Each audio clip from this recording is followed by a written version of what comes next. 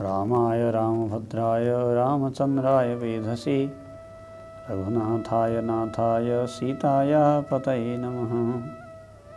श्रीराम राम रामीति रमे रामे मनोरमे सहस्रनाम तत्तुल्यं राम नाम वरानने। पिता दशरथको आज्ञालाई, पिता दशरथको प्रतिज्ञालाई सत्य बनाउनका लागि भगवान श्रीराम 14 वर्षसम्म वनवास स्वीकार गरेर वनमा जानुभयो र यो वनवासको अवधिमा भरतले भगवानलाई अयोध्याको राज्यमा फर्काउन भरमग्दुर प्रयत्न गरे। अयोध्याको राज्यमा फर्काउन नसके पनि 14 वर्षको वनवासपछि फेरि श्रीराम फर्केर अयोध्याको राज्यमा आउने सौहार्दको वातावरण भने भरतले तयार गरे र भरत र श्रीरामको प्रेम सम्बन्धको आन्तरिक हार्दिक भ्रातृप्रेमको प्रसङ्ग रामायणमा देखा परेको छ। राम बिस्तारै वनतर्फ नै अघि बढ्दै जानुभयो, किनकि उहाँको नियतिले, उहाँको भाग्य रेखाले, देव कार्य गर्ने उहाँको अवतारको प्रयोजनले उहाँलाई वनतर्फ नै डोर्याइरहेको थियो। वास्तवमा सन्तहरूको दृष्टिमा भगवान श्रीरामको यो वनगमनको यात्रा एउटा निवृत्ति मार्गको साधकले आफ्नो साधना यात्रालाई कस्तो बनाउनु पर्दछ भन्ने आदर्श शिक्षा दिने, आध्यात्मिक शिक्षा दिने लीला प्रसङ्ग पनि हो। निवृत्ति मार्ग अर्थात् त्यागको मार्ग, किनकि द्विविधो हि वेदोक्तो धर्मः प्रवृत्ति लक्षणो निवृत्ति लक्षणश्च। भगवान शङ्कराचार्यले गीता भाष्यमा वेदोक्त धर्म दुई प्रकारको छ, एउटा प्रवृत्ति धर्म, अर्को निवृत्ति धर्म भनेर उल्लेख गर्नुभएको छ। त्यसमध्ये प्रवृत्ति धर्म अर्थात् संसारको रक्षा गर्ने, संसारको व्यवस्था कायम राख्ने र सारा सामाजिक अङ्ग प्रत्यङ्ग सबै वस्तुहरूको हित र सम्पूर्ण लोकको मङ्गलको कामना गरेर व्यवहार चलाउने यो प्रक्रियालाई प्रवृत्ति धर्म भनिन्छ भने निवृत्ति धर्म भनेको मोक्षकामी, एकान्तवासी, एकान्तसेवी साधकहरूले आफ्नो कल्याणका लागि संसारको व्यवहार र यो परिपाठ त्याग गरेर जो एकान्त साधना गर्दछन्, त्यागमय साधना पद्धति अपनाउने धर्म नै निवृत्ति धर्म हो। वैदिक सनातन धर्मका दुई प्रकारका धारहरूमध्ये श्रीरामको वनवासको जो यात्रा हो त्यसले निवृत्ति धर्म अपनाइरहेका साधकहरूलाई आदर्शको शिक्षा दिएको छ। श्रीराम मानव स्वयं आफै एउटा निवृत्ति धर्मका साधक हुनुहुन्छ। राज्य अर्थात् विषय सुखको सम्पूर्ण बन्धनलाई त्याग गरेर एकान्त सेवन गर्न जानुभएको छ।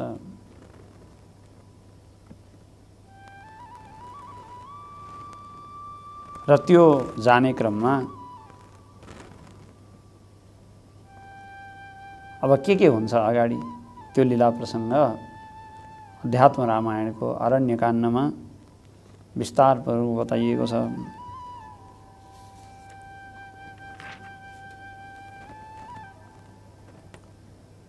इतः परं प्रयत्नेन गन्तव्यं सहितेन मे धनुर्गुणेन संयोज्य शरानपि करे दधत्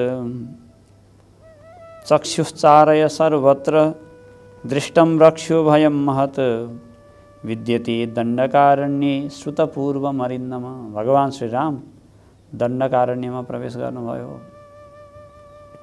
साधकले पनि एकान्तवास गर्न दण्डकारण्यमा प्रवेश गर्नुपर्दछ। अर्थात् इन्द्रियलाई निग्रह गर्नु नै दण्ड हो।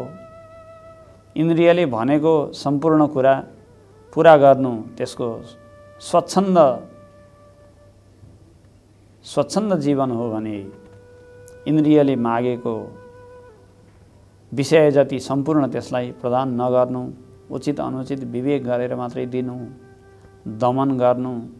दमन भनेको अशास्त्रीय विषयबाट इन्द्रियलाई रोक्नु, त्यसलाई नै दण्डकारण्य भनिन्छ। यदि एकान्तवास गर्ने तर इन्द्रियको निग्रह नगर्ने हो भने एकान्तवासको के अर्थ?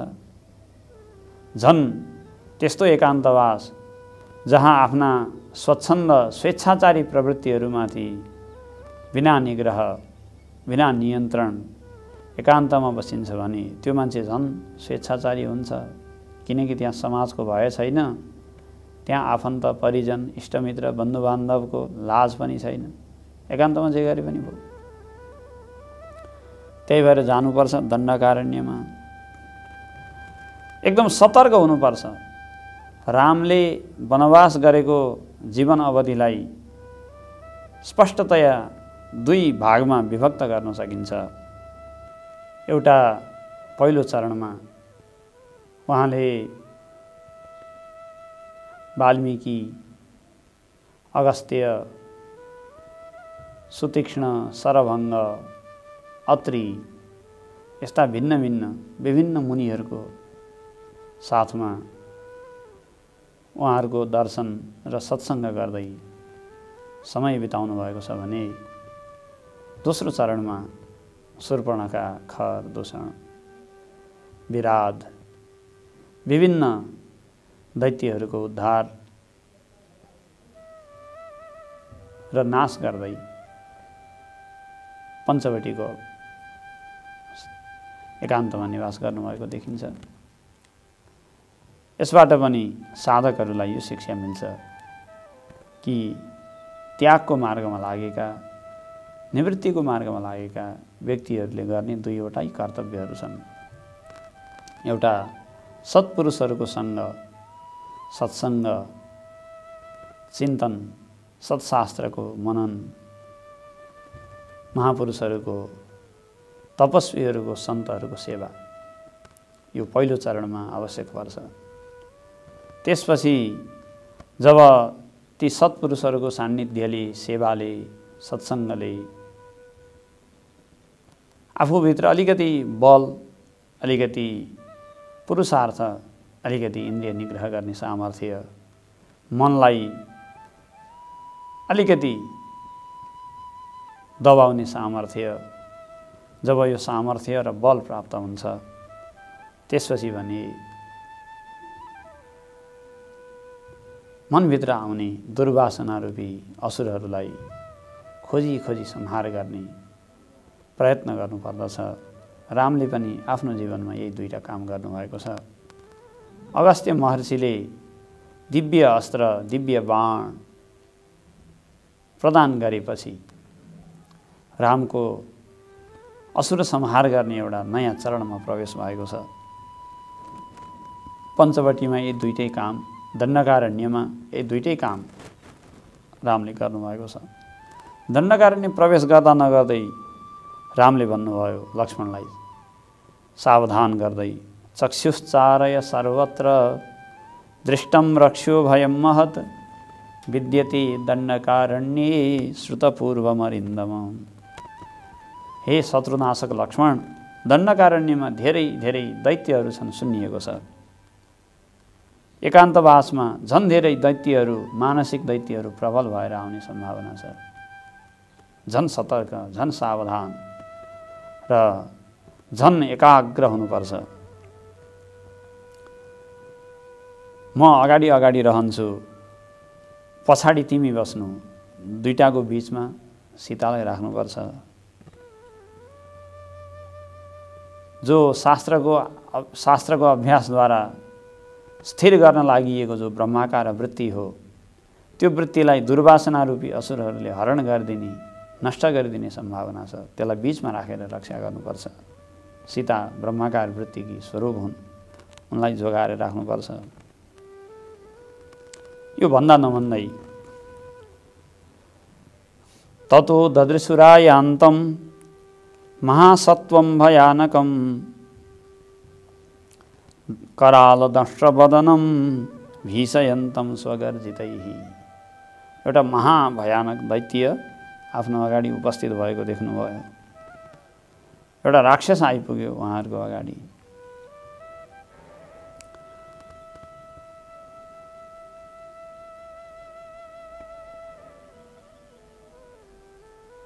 मुख बाएर राम लक्ष्मणलाई सबैलाई निलाउला जस्तो गरिरहेको एउटा ठुलो दैत्य देखियो।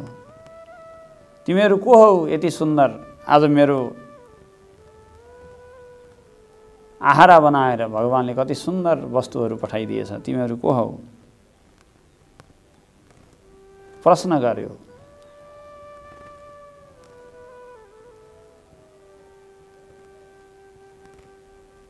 परिचय दिँदै भगवानले भन्नुभयो, म राम हुँ, यी मेरा भाइ लक्ष्मण हुन्, यी मेरी प्राण प्यारी भगवती सीता हुन्। तिमी को हौ भनेर सोध्नुभयो। उसलाई रिस उठ्यो, मलाई चिन्दैनस्? म दण्डकारण्यमा बस्ने प्रसिद्ध लोकविस्तृत म विराध नाम गरेको दैत्य हुँ।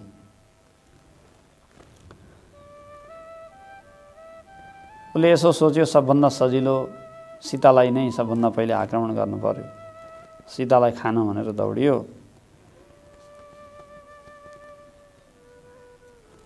भगवानले अर्धचन्द्र बाण प्रहार गरेर त्यसको शिर छेदन गरिदिनु भयो। जब शिर छेदन भयो, एउटा दिव्य विद्याधर, एउटा देवयोनिको सुन्दर स्वरूपमा त्यसको शरीरबाट प्रकट हुँदै रामलाई नमस्कार गर्दै स्तुति गर्न थाल्यो। श्रीराम राजीव दलायताक्ष विद्याधरोऽहं विमल प्रकाशः दुर्वाससा कारणकोपमूर्तिना सप्तः पुरा सोद्य विमोचितस्त्वया। हे राम, म विद्याधर थिएँ पहिला, विभिन्न विद्याहरूमा निपुण, सिद्ध विद्याहरूमा निपुण भएर देवताहरूलाई आनन्द दिँदै आफ्नो कला र कौशल प्रदर्शन गर्दै सुखी भएर रहेको थिएँ।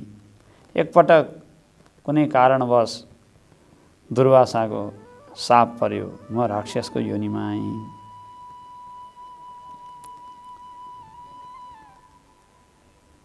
अब मलाई हजुरको भक्ति प्रदान गर्नुहोस्। विराध भन्ने विद्याधर भगवान श्रीरामको दर्शन र स्पर्शनद्वारा पवित्र भएर कृतार्थ भएर गयो। दण्डकारण्यमा सबभन्दा पहिले उद्धार भएको विराध। यो विराध भनेको के हो, विद्याधर भनेको के हो, आध्यात्मिक अर्थमा यसको तात्पर्य के हो र अध्यात्म साधकलाई यसले के शिक्षा दिइरहेको छ भन्ने सम्बन्धमा चर्चा गरौँ।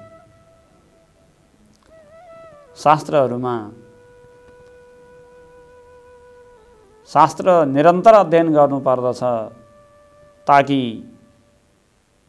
मनोवृत्तिलाई निरन्तर आत्माभिमुख अन्तर्मुख बनाइरहन सकियोस्। त्यही भएर निरन्तर अध्ययन गरिरहनु पर्दछ भन्ने आदेश आउँछ। स्वाध्याय प्रवचनाभ्याम न प्रमदितव्यम तद्धि तपः। स्वाध्याय र प्रवचनबाट कहिले प्रमाद नगर्नु, त्यही ठुलो तपस्या हो। र यहाँसम्म वेदको एउटा मन्त्रले भन्छ, अनेनाधीतेना होरात्रान् सन्दधामि। म आफ्नो अध्ययनद्वारा दिन र रातलाई एक बनाइदिन्छु, जोडिदिन्छु। अर्थात् दिन रात निरन्तर अध्ययन गरिरहन्छु। यस्तो शास्त्र अध्ययन गर्नुपर्छ, निरन्तर अध्ययन गर्नुपर्दछ भन्ने आज्ञा वचन छ।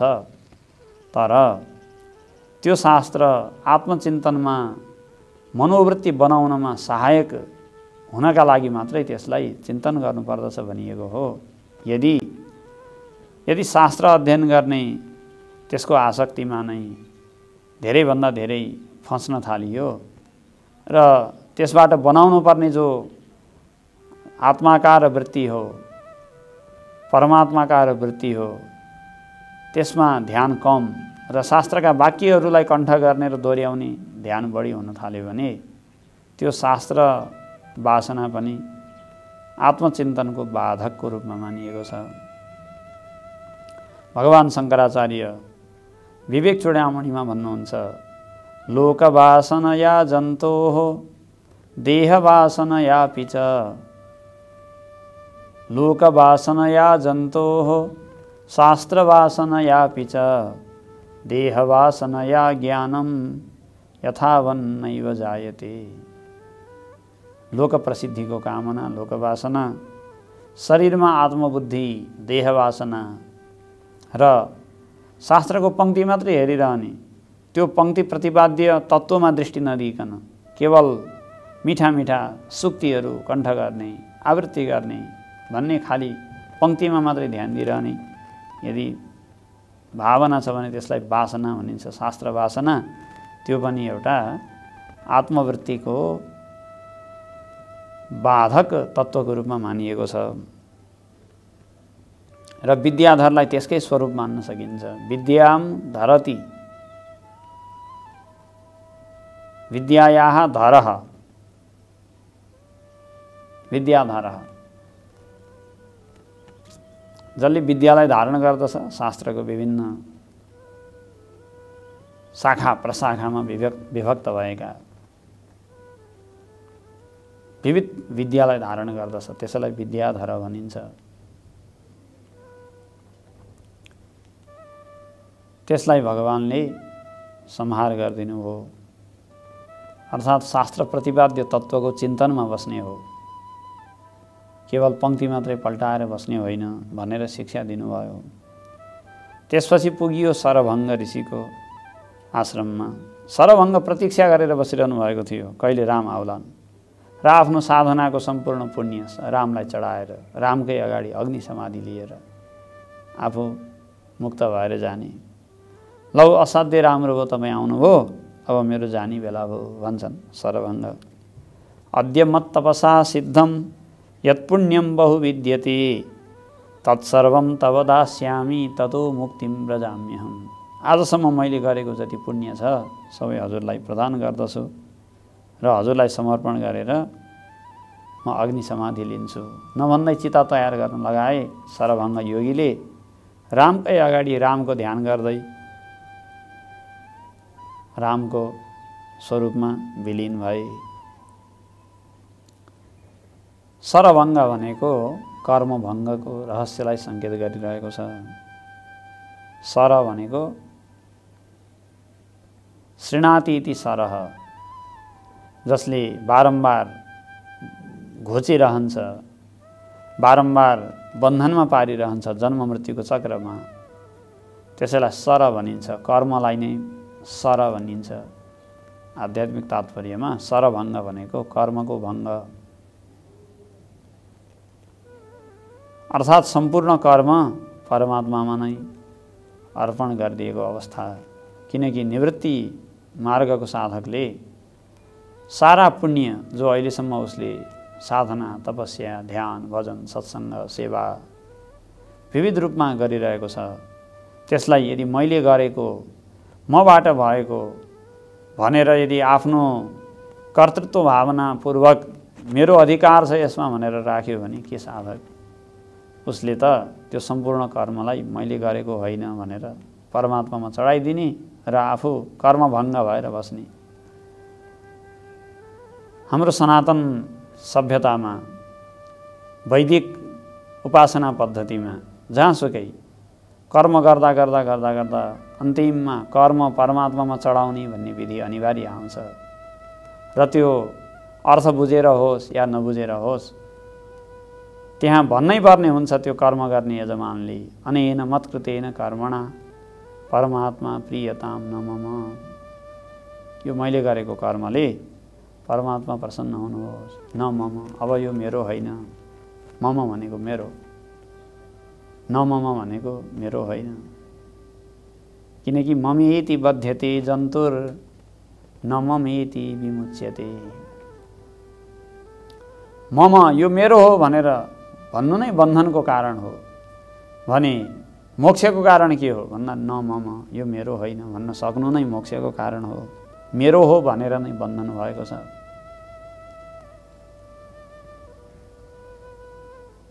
जस्तै घर गाउँमा कसैले घरमा गाईबस्तु पालेको हुन्छ, कहीँ सत्सङ्ग चलिरहेको छ, कुनै दिव्य सन्तको आगमन भएको छ, जाने होइन?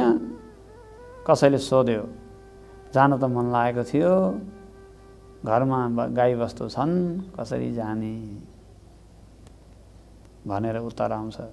किन भन्दा यी मेरा गाईबस्तु, यी मेरो घर, मेरो परिवार भनेपछि त्यसले केही न केही रूपमा, अदृश्य रूपमा भए पनि आफूलाई बाँधेको हुन्छ। मान्छे ठान्दछ मैले गाईबस्तु बाँधेको छु, मेरो गोठमा गाईबस्तु बाँधिएका छन्, तर वास्तविकता उल्टो छ। उसले त बलजफ्ती गाईलाई बाँधेको, छोडिदिन्थ्यो भने त्यो गाई वनमा गएर चर्थ्यो, खुल्लामा बस्न रुचाउँथ्यो। तर नदेखिने बन्धनले त्यो गाईसँग आफू बाँधिएको छ, अथवा वस्तुसँग, पदार्थसँग, व्यक्तिसँग, पदसँग, सम्मानसँग र आफूले कल्पना गरेका भिन्न भिन्न परिवेशसँग मान्छे नजानिदो किसिमले बाँधिएको हुन्छ, आकाङ्क्षाको बन्धनमा बाँधिएको हुन्छ। र ती सम्पूर्ण आकाङ्क्षाका बन्धनलाई, सम्बन्धलाई न मम भन्न सक्यो भने त्यही त मोक्षको अवस्था हो। अनेन कर्मणा परमात्मा प्रियताम न मम, यो मैले कर्म गरेँ, परमात्मा प्रसन्न हुनुहोस्, अब यो मेरो होइन, मेरो जिम्मेदारी छैन। यो अवस्था हरेक कर्ममा व्यक्तिलाई सिकाउनु खोजिएको हुन्छ। तर सिकाउनु खोजे पनि सिकाउनु खोजिएको सबै चिज कहाँ विद्यार्थीहरूले सिक्छन् त? हुन त सनातन धर्मले निरन्तर नैष्कर्म्य भावमा नै बस्ने अभ्यास सिकाएको छ। कर्म गर्दा गर्दा गर्दा अन्तिममा न मम भन्न सिकाएको छ। हरेक कर्म गर्ने व्यक्तिहरूलाई, कर्म मार्गमा लाग्ने व्यक्तिहरूलाई पनि ल है कर्ता बनेर नबस, अकर्ता भएर बस है भनेर सिकाएको छ। तर सबै शिक्षाहरू कहाँ मान्छे पालना गर्छन् र? यदि सबै शिक्षा पालना गर्ने भए मानिसहरू यति दुखी किन हुन्थे र? सबैले पालना नगरे पनि त्याग मार्गमा लागेको व्यक्तिले पनि यो कुरा अवश्य नै पालना गर्नुपर्दछ। त्यही कुरालाई सरभङ्ग ऋषिले सरभङ्गको चरित्रद्वारा यहाँ प्रकट भयो। चिताम समारोपयत, चितामा नै जलेर नष्ट भयो। गीतामा भगवानले भन्नुहुन्छ यथैधांसि समिद्धोग्निर भस्मसात् कुरुतेर्जुन ज्ञानाग्नि सर्वकर्माणि भस्मसात् कुरुते तथा।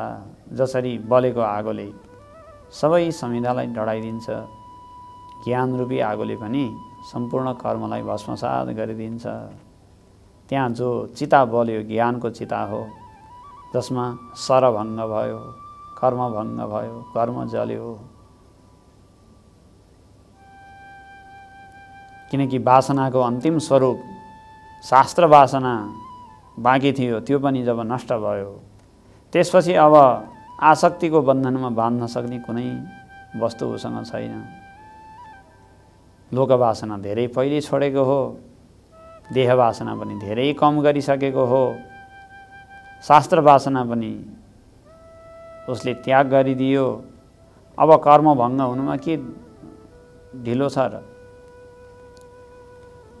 जब सरभङ्ग ऋषिले अग्नि समाधि लिनुभयो, अगस्त्यका शिष्य प्रसिद्ध राम भगवानका प्रसिद्ध भक्त सुतीक्ष्ण ऋषिको आश्रममा पुग्यो। सुतीक्ष्ण स्तुति गर्दै भन्नुहुन्छ संसार सिन्धु तरणा मलपोत पाद रामाभिराम सततम तव दास दासः त्वं सर्वभूत हृदयेषु कृतालयोऽपि त्वन्मन्त्र जाप्य विमुखेषु तनोसि मायां त्वन्मन्त्र साधन परेष्वपयाति माया सेवानुरूप फलदोषी यथा महीपः।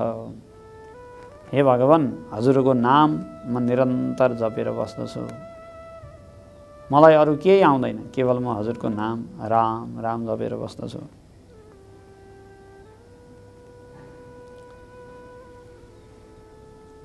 हजुरको मायाले हजुरको नाम जप्ने व्यक्तिहरूलाई भ्रमको आवरणमा राख्न सक्दैन, नत्र सारा प्राणीहरूलाई भ्रममा झुलाएर राख्दछ। म हजुरको यही सीतासहित यही वनवासका एकदमै ऋषिमुनिहरूले लगाउने जस्ता कपडाहरू लगाएर बसेको यही स्वरूपलाई चिन्तन गर्न चाहन्छु। यो मनुष्य वेश, यो अत्यन्त सुन्दर जटा धारण गरेको वेश, यही म चिन्तन गर्न चाहन्छु। यही स्वरूप मेरो हृदयमा निरन्तर आओस्, अर्को केही पनि चाहन्न।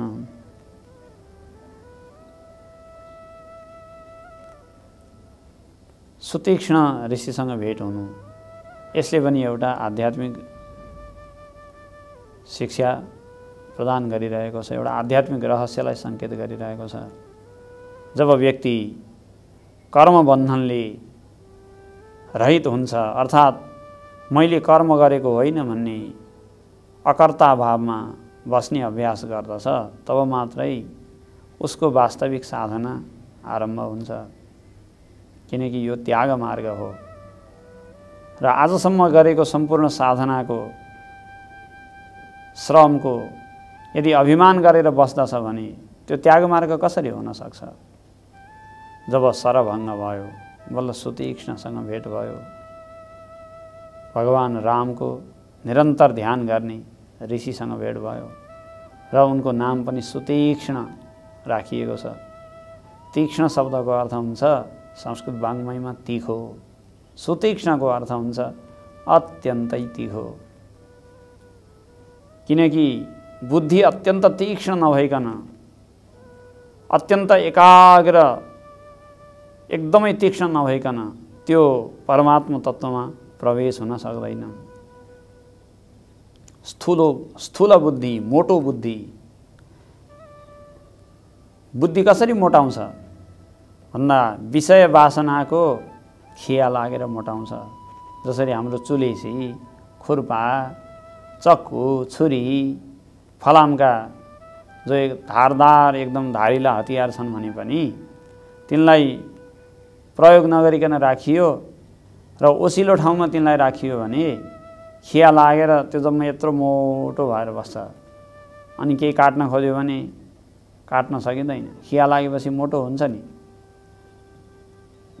त्यस्तै हाम्रो बुद्धिमा पनि विषय वासना रूपी खिया लाग्यो भने त्यो मोटो हुन्छ।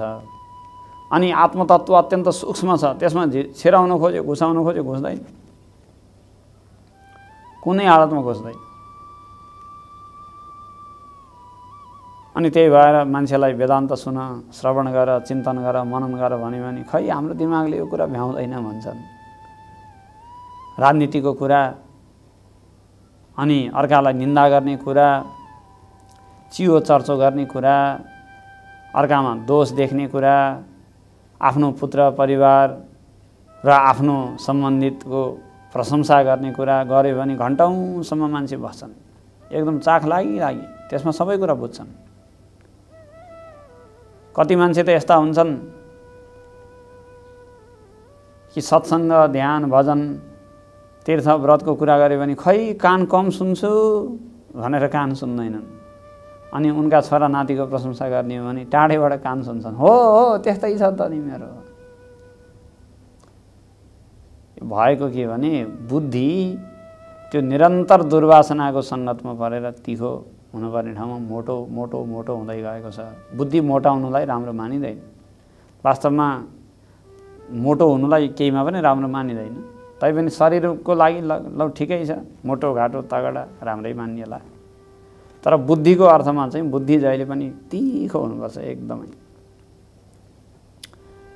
अप्यग्रणीर मन्त्रकृतां ऋषीणां कुशाग्र बुद्धि कुशली गुरुस्ते यतस्त्वया ज्ञानमशेषमाप्तं लोकेन चैतन्यमिभूष्ण रश्मिः। हाम्रा कविहरूले आफ्ना काव्यहरूमा पनि कुशाग्र बुद्धि, कुनै पनि व्यक्तिको एकदमै बौद्धिक सम्मान गर्न पर्यो भने उसलाई भन्नुपर्छ कुशाग्र बुद्धि। कुशको टुप्पो जस्तो एकदम तीखो भएको बुद्धि, त्यस्तो तीखो बुद्धिले मात्रै परमात्मा तत्त्वलाई प्राप्त गर्न सक्छ, किनकि अत्यन्त सूक्ष्म छ। सूक्ष्मलाई फेला पार्न साधन पनि त्यस्तै सूक्ष्म हुनुपर्दछ।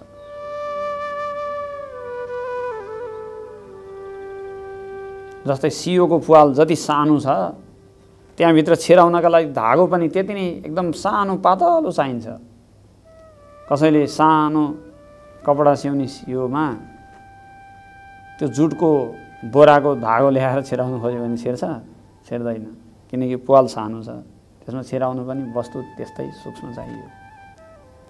त्यस्तै ब्रह्मतत्त्व अत्यन्त सूक्ष्म छ। मानौ उपनिषदले त्यसको सूक्ष्मतालाई एउटा उपमा दिँदै भनेको छ, मानौ बालाग्र शतभागस्य शतधा कल्पितस्य च भागो जीवः सविज्ञेयः सचानन्त्याय कल्पते। श्वेताश्वतर उपनिषदले उपमा दिँदै भनेको छ, मानौ एउटा रौँको टुप्पोलाई 100 भाग लगाइयो र त्यो 100 भाग मध्येको 1 भागलाई लिएर फेरि 100 भाग लगाइयो भने जति सानो हुन्छ। रौँको टुप्पोलाई 100 भाग लगाएपछि आँखाबाट देखिँदैन, देखिने बन्द हुन्छ। फेरि त्यो 1 भागलाई लिएर फेरि 100 भाग लगाउने अरे कहाँ हो? त्यो एउटा मानव हो, अत्यन्तै सूक्ष्म छ भन्न खोजेको। तर त्यही सूक्ष्म तत्त्व नै सर्वव्यापक हुन्छ, अनन्त।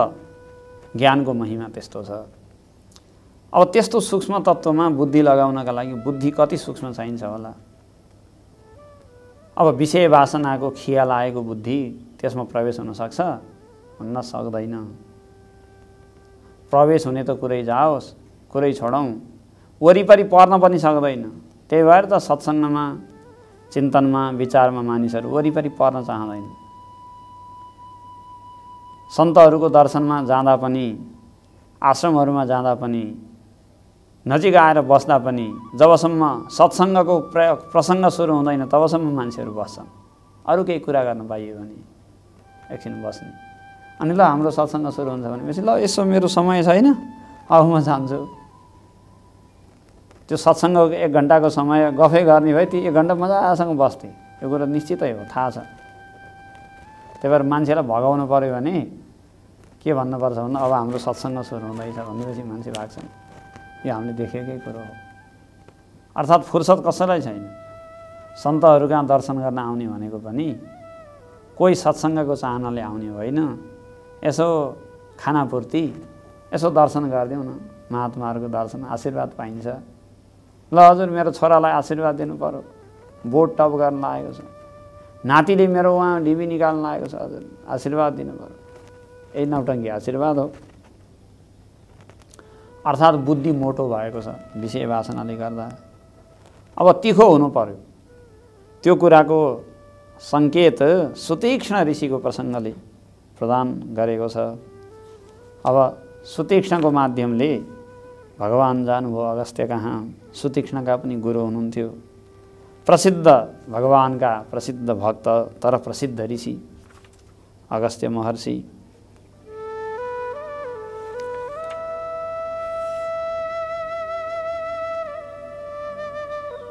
भगवान मर्यादा पुरुषोत्तम हुनुहुन्छ। आदर्श शिक्षा प्रदान गर्ने जीवनचर्या स्वीकार गरेर आउनुभएको छ। जब देख्नुभयो मुनिश्रेष्ठ अगस्त्यलाई, भगवानले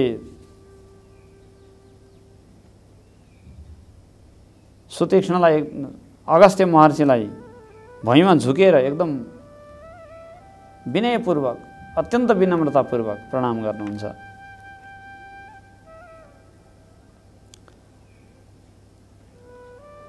अनि आफ्नो भावना दिव्य स्तुति मार्फत आफ्नो भावना व्यक्त गरेर रामलाई अक्षय बाण, अक्षय धनुष अनि अक्षय बाण कहिले पनि नसकिने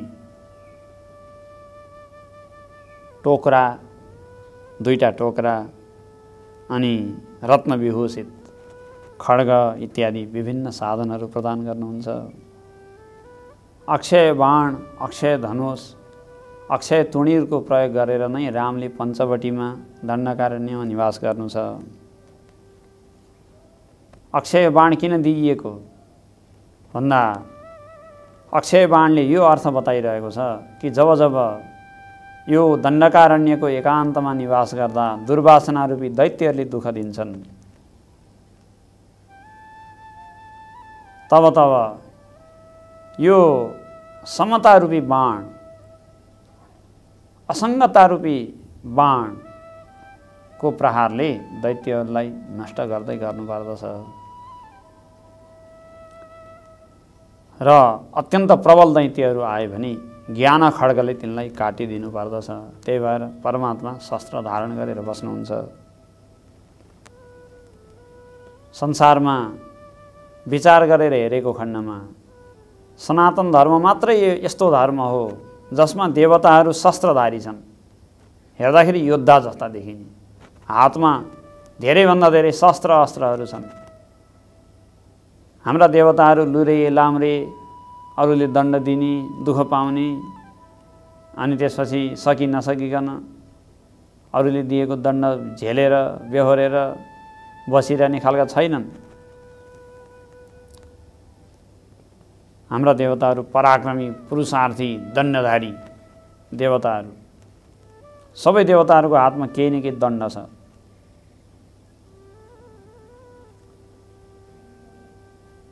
भगवानलाई के को भयो, किन चाहियो दण्ड? विधर्मीहरू प्रश्न पनि गर्छन्, अथवा आधुनिक दृष्टिले अध्ययन गरेका मान्छेहरू पनि यो प्रश्न गर्छन्, हाम्रा भगवानलाई के को भएछ, किन चाहियो दण्ड? शिवजीले हातमा त्रिशूल किन राख्नु पर्यो? के उहाँलाई डर छ? आफ्नो सुरक्षाको सम्बन्धी कुनै चासो छ? किनकि मान्छेहरू त जब सुरक्षामा खतरा हुन्छ तब केही न केही साधन शस्त्र अस्त्र साथमा राख्छन्। किन हाम्रा सबै देवताहरूको हातमा शस्त्र अस्त्र छ भन्दा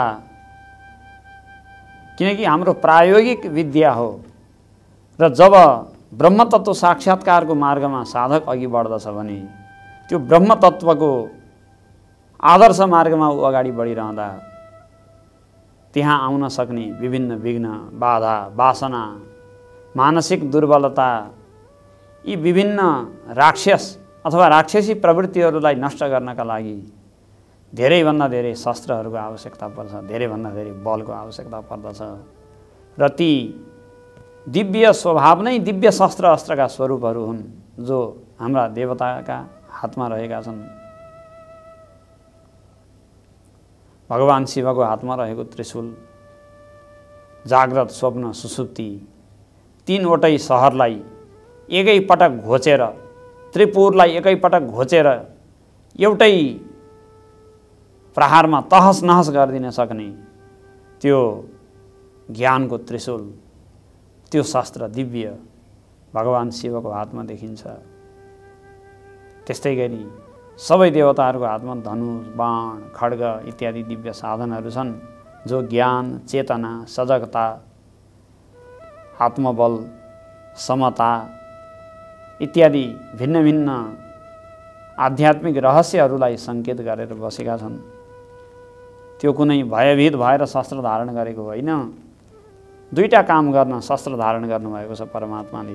एउटा आफ्ना भक्तहरूको कल्याण गर्न, अर्को दुष्ट दैत्यहरूको संहार गर्न। त्यसका लागि शस्त्र चाहिन्छ। रामलाई पनि शस्त्र चाहिन्छ। रामलाई मात्रै होइन, हरेक साधकलाई शस्त्र चाहिन्छ। यदि शस्त्र रहित भएर दुर्वासनासँग युद्ध गर्न रणभूमिमा गयो भने वासनाले हरेकचोटि पछाडि दिन्छ। अनि शस्त्र चाहिएन। अक्षय शस्त्र अगस्त्य महर्षिले दिनुहुन्छ र अक्षय शस्त्रको प्रयोग निरन्तर गरिरहनु पर्दछ साधकले। तिमी पञ्चवटीमा गएर बस भनेर आदेश दिनुभयो। पञ्चवटीमा भगवान श्रीराम बस्न थाल्नुभयो। अब पञ्चवटीमा बस्नु भनेको के हो? पञ्चवटी भनेको पाँचवटा वस्तुले बाटिएको, पञ्चवटी पाँचवटा वस्तुले बाटिएकोलाई भनिन्छ पञ्चवटी। आध्यात्मिक अर्थको चर्चा हुँदैछ। एकान्तमा बस्दा साधकले निरन्तर संसारका कुनै पनि विषय जो उसको इन्द्रियको अगाडि देखा पर्दछ, सुनिने, सुँघिने, चाखिने, छोइने, देखिने जे विषयहरू छन् ती सम्पूर्ण विषयलाई मिठो नमिठो, उचित अनुचित, मेरो तेरो भन्ने दृष्टिले नहेरिकन जम्मा एउटै दृष्टिले हेर्नुपर्दछ कि यो पञ्चमहाभूतको विकार हो। यो पाँचवटा महाभूतको जोरजाम गरेर बनाएको वस्तु हो, चाहे जुनसुकै होस्, चाहे त्यो स्वर्गीय दिव्य विषय होस्, चाहे त्यो यो लोकको कुनै सुन्दर सुमधुर पदार्थ होस्, जुनसुकै पनि राम्रो फुल अथवा सुन्दर सुगन्धित मिष्टान्न जे देखा पर्दछ त्यो सबैलाई उसले यो पञ्च महाभूतको विकार हो, राम्रो या नराम्रो सबैलाई पञ्च महाभूतको विकार। यो देख्ने अभ्यास गर्यो भने बल्ल समलोष्टास्म काञ्चन गीतामा बताए जस्तो उसका लागि माटोको डल्लो, सुनको डल्लो अथवा एउटा ढुङ्गा बराबरै छ। के आधारमा बराबर छ? के आधारमा बराबर छ भन्दा उसको नजरमा बराबर छ, किनकि उसले त्यसमा पञ्चमहाभूतको विभिन्न रूपमा समावेश भएको देख्दछ। त्यहाँ पनि पञ्चमहाभूत छ, यसमा पनि पञ्चमहाभूत छ। सारा प्राणीहरूको शरीर त्यही पञ्चमहाभूतले बनेको छ। यसमा तेरो मेरो आफन्त पराई भन्नुपर्ने के छ? हरेक वस्तु पञ्चमहाभूतको विकार हो, यसमा राम्रो नराम्रो भन्नुपर्ने के छ? यो अभ्यास निरन्तर गरिरह्यो भने वासना, आकांक्षा, राग, आसक्ति इत्यादि सारा कुराहरू नष्ट हुँदै जान्छन्। एकान्तमा बस्ने भनेको पञ्चवटीमा बस्ने हो, यो बुद्धिमा बस्ने हो कि सारा संसार पञ्चमहाभूतको विकार हो, हरेक वस्तु पञ्चमहाभूतका विकार हुन्। र यो बुद्धि गर्दा गर्दै यदि वासनाले अलि बढी पेल्न थाल्यो, अलिकति दुःख दिन थाल्यो भने अनि अलिकति आत्मबल निकालेर खड्गले प्रहार गरिदिने, असङ्ग शस्त्रेण दृढेन छित्वा भगवानले गीतामा बताउनु भएको छ। अलिकति आत्मबल, अलिकति सङ्कल्पको बल निकाल्ने अनि बाणले राक्षसलाई नाश गरिदिने, खड्गले राक्षसलाई नाश गरिदिने, त्यस्तो गरेर बस्नुपर्दछ। शिक्षा प्रदान गर्नुभयो पञ्चवटीमा बस्ने अभ्यास। बस्दा बस्दै शूर्पणखा भन्ने एउटी रावणकी बहिनी छ, आइपुगी, रामलाई अत्यन्त सुन्दर देखी।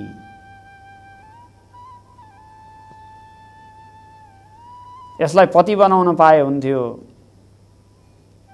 मेरा पति सानैमा बितिहाले, म सानैमा विधवा भएँ, यसलाई पति बनाउन पाए हुन्थ्यो भनेर मनमा कामना राखी रामलाई आएर प्रस्ताव पनि गरी।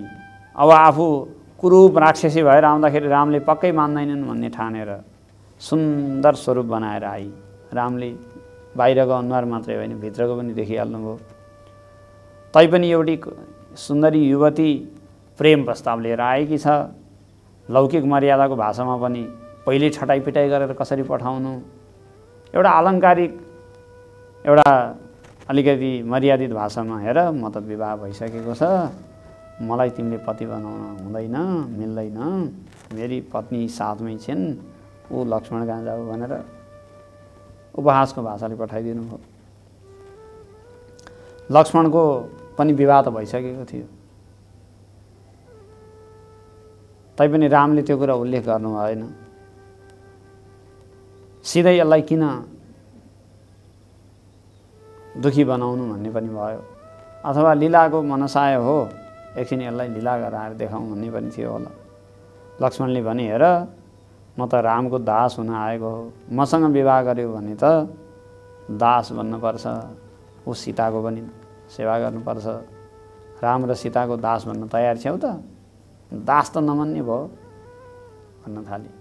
राम कहीँ जाऊ न, के फरक पर्छ भने फेरि लक्ष्मणले यताउता घुम्दा घुम्दै एकदम दुखी भई उसले विचार गरी यो सारा अनर्थको मूल यही सीता हो, यसलाई नै खान पाइयो भने त यो झन्झटै खत्तम भनेर सीतालाई आक्रमण गर्न जब अगाडि बढी, बास राम रिसाउनु भयो।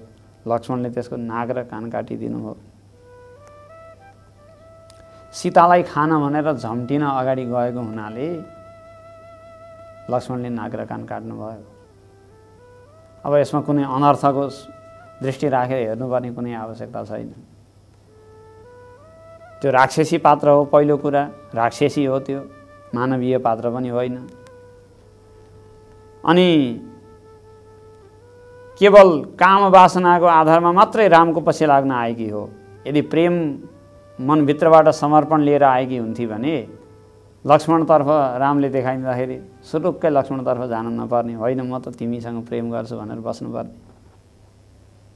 अथवा लक्ष्मणसँग यदि वास्तवमा प्रेमै भएर गएकी हो भने फेरि राम कहाँ फर्किन नपर्ने, केवल वासनाको दृष्टिले गएकी छ।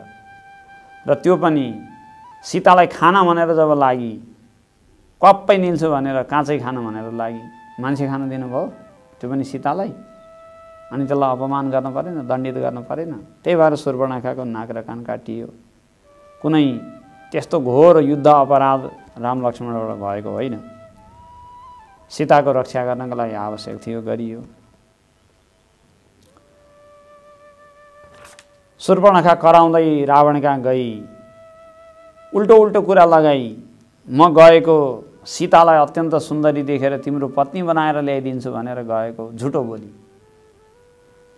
तर त्यहाँ मेरो नाक र कान काटेर पठाए, तिम्रो बेजेत भयो। लौ अब युद्ध गर्न जानु पर्यो, तिनलाई समाप्त गर्नु पर्यो। खरदूषणलाई पठाइयो। खरदूषणलाई भगवान श्रीरामले एकैछिनमा नै समाप्त गरिदिनु भयो। अब शूर्पणखाको प्रसङ्गले पनि एउटा आध्यात्मिक अर्थलाई सङ्केत गरेको छ। विषय भोग्नमा अत्यन्त बहिर्मुख हुने हाम्रा इन्द्रिय नै शूर्पणखा हुन्। जसरी शूर्प भनेको नाङ्लो, नाङ्लोले जसरी बत्याएर बाहिरतर्फ फालिदिन्छ कुनै पनि चिजलाई, जस्तै धान, चामल, गहुँ जे लिइयो, माताजीहरू पट्यास गरेर नाङ्लोमा निफन्छन्। अनि निफनेपछि त्यसले बाहिरतिर फुत्त वस्तु फालिदिन्छ। त्यस्तै हाम्रा कर्मेन्द्रियहरू पनि हाम्रो चेतनाको, हाम्रो मानसिक एकाग्रताको भावलाई फुत्त बाहिर विषयतर्फ फालिदिन्छन्। शूर्पणखा भनेको विषयतर्फ निरन्तर अभिमुख हुने बानी परेका इन्द्रियहरू हुन्। बानी परेको छ, एकान्त सेवामा लगाउन खोज्यो, एकान्त चिन्तनमा लगाउन खोज्यो, इन्द्रियको विषयतर्फ जाने बानी परेको छ। तानेर बाहिर ल्याउन खोज्छ, उठेर कहीँ हिँडौँ जस्तो लाग्छ, अथवा कुनै दृश्य हेरौँ जस्तो लाग्छ, किन बानी परेको छ। त्यो बानीलाई पनि त नियन्त्रण गर्नु पर्यो। तर कर्मेन्द्रियलाई मारेर काटेर अरू राक्षस नष्ट गरे जस्तै नष्ट गर्ने हो भन्दा होइन। किन खुट्टा काटेर हिँड्न मन लाग्यो भनेर लौ हिँड्न भएन अरे, चञ्चलता गर्न हुन्न अरे भनेर खुट्टा काट्ने त?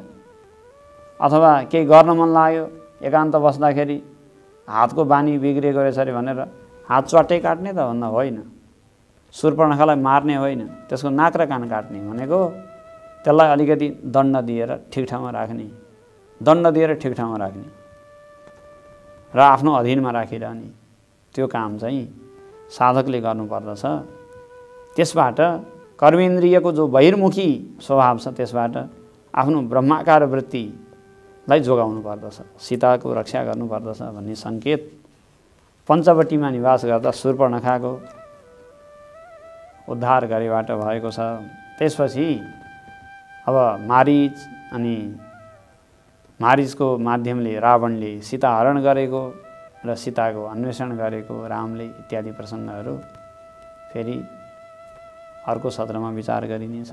ओम पूर्णमदः पूर्णमिदं पूर्णात् पूर्णमुदच्यते पूर्णस्य पूर्णमादाय पूर्णमेवावशिष्यते। ओम शान्तिः शान्तिः शान्तिः।